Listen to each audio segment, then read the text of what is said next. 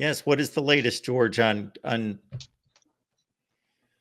possible movement to the Big Ten? With just a lot of dates, the very latest thing, Chris and James talked about it on their show Thursday. It's kind of there's a date of June 30th. That's when Cal, SMU, and Stanford are like pushed in as full-fledged members of the conference. So currently, all it would take would be 7 ACC teams to withdraw to try to exit for the conference to dissolve. Well, past June 30th, it would move up. It might be 8, possibly 9 teams that it would take. And when you take into account, those 3 teams that added, it becomes, a hard bridge to get to. So really that June 30th date has stuck out when you hear kind of what we were talking about earlier in the week, the rumor that we kind of all, or I'll just speak for myself, that I believe 100% is true, that ESPN has already informed the ACC that they do not plan to extend them as things stand now. And don't mistake me. ESPN hasn't made a proclamation, put something in writing, did some kind of release saying we will not extend the contract. But the word is behind the scenes that the ACC has been let known, like they were in 2021 recently, that they will not be extending this contract through 2036 come February of 2025. And that's just because of what's going on. Clemson's taking you to court. Florida State's taking you to court. UNC, UVA, they've already made public their concern, and there's 3 other teams lined up. So there's a very big chance that all this thing could blow up, and kind of the writing is on the wall for the SEC or the ACC. If it's going to move forward, it's going to be a completely different kind of party going forward.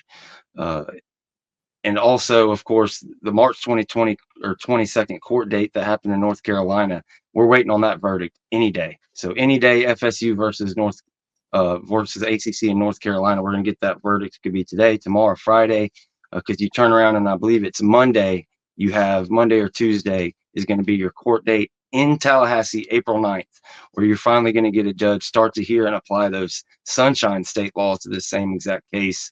And again, with all the different amendments, all the different piles of information, it's just really not looking good for the ACC, and really just a lot of big dates coming up, and really excited to see what happens next. What do you say, James? Anything else on this matter? I mean, I just think right now it's just wait and see. Who else is going to fall? North Carolina is really trying to play the sidelines to see what's going to happen, to see what they do with that. I mean, if it's North Carolina, which would be a bit of irony, North Carolina goes, NC State might end up having to follow suit because of the way that their college and university systems are paired up. And what you may end up having is, once they see that, is enough universities trying them in court to where now all of them can literally just say, well, we're going to vote to dissolve, because you may have enough members to be able to go and dissolve the conference. But I think the ACC is really going to lean to see what's going on here in North Carolina. I think if they get a motion to stay or dismiss, either or, I think you may see the ACC kind of go to where, all right, we're just ready to settle and get this over with. Or if we got, like I said, I don't know about the rumors. I know George and Chris have talked about those things, and I would love to see that be true, because if the ESPN has already said what their plans are post 2027, the damage is already done, and what they need to be doing is trying to get the conference secure enough and settled enough to where they can actually be a viable conference. Because I do think, for at least the not too distant future, the ACC could continue to be a 3, the little 2. You have the power 2, and then you have the little 2 with them in the Big 12. And I think them winning, the winner of that, could pose a great opportunity to be able to get into the college football playoff, even though the payout is a little bit lower than the guys who from the power 2 would get. But I think that's just all that they should be fighting for right now. I think they're fighting the wrong fight. And the longer they fight this, the less likelihood the conference is going to be strong. So, and either way, like, I'm just prepared for this season. Like, my first take after the first practice I watched, and then after the scrimmage, I said, well, I went on ahead, and I know other rivals are going to use this, but they don't like it. I don't care. I went on ahead and booked my room in Charlotte at the Marriott City Center. So where I stayed at last time, had a great time, walking distance from the stadium. I'm already booking my room, and I might even put tailgate tickets up for us to be able to go there. Not sure if we'll win, but I definitely do believe strongly that Florida State will be able to play in their final season in the ACC.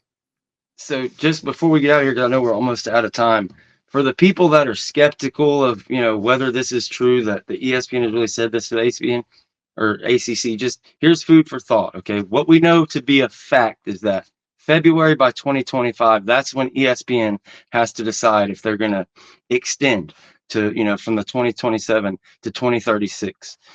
Does anybody, and none of us here are lawyers, but we've spoken to lawyers. What is the possible path for the ACC to have its court problems settled by February of 2025, where ESPN can say, okay, we know Clemson and FSU are in, we're going to go forward and extend it? How could that possibly happen? Well, I don't see a possibility under the sun, because what happens is if Florida State loses, then you go to federal court. And if you go there, then you go to the Supreme Court. So that's just, for that to happen in whatever 10 months that they have to make this decision, it makes perfect sense that ESPN would say, look, unless some divine intervention comes, you're able to tell FSU and Clemson you can give them 30% each and add Notre Dame. Like, as it's, standing right now, it's not going to go forward. And the implication is that the ACC does not pass this information on to its members, therefore keeping them in the dark, just trying to get past this June 30th date. Along with everything they've done, they were hoping they could get past February 2025 and just, bam, go to court on the merits of getting that grant of rights paid for that extra 10 years. But unfortunately for them, it didn't happen. They got their bluff called, and me, Chris, James, we've all been talking about this stuff. Believe it or not, but not one of these rumors has been wrong yet. They just keep coming out a couple of days after we do the show, so we'll see what happens.